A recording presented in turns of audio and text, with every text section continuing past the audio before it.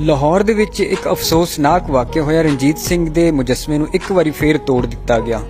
ਇਹ ਉਦੋਂ ਤੱਕ ਹੁੰਦਾ ਰਹੇਗਾ ਜਦੋਂ ਤੱਕ ਤੁਸੀਂ ਲੋਕਾਂ ਨੂੰ ਸਹੀ ਤਾਰੀਖ, ਹਿਸਟਰੀ, ਆਪਣੇ ਮਕਾਮੀ ਹੀਰੋਜ਼ ਦੇ ਬਾਰੇ ਸਿਲੇਬਸ ਵਿੱਚ ਨਹੀਂ ਦੱਸੋਗੇ। ਇਹ ਲੋਕਾਂ ਦੇ ਦਿਲ ਵਿੱਚ ਗੈਰ ਮੁਸਲਿਮ ਹੀਰੋਜ਼ ਤੋਂ ਨਫ਼ਰਤ ਇਸੇ ਤਰ੍ਹਾਂ ਮੌਜੂਦ ਰਹੇਗੀ।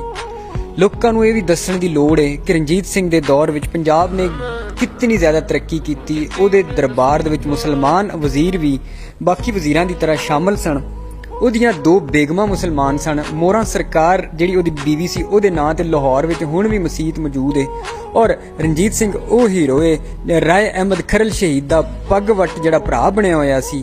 और पंजाब जिहड़ा इह नाकाबिले तस्खीर रहा। अंग्रेज़ों के सामने पूरे हिंदुस्तान तो उन्होंने कब्जा किया, लेकिन रणजीत सिंह कोलों ना जित सके। लेकिन साडे सिलेबस दे विच इन्हां नूं विलन दस्सिया गया।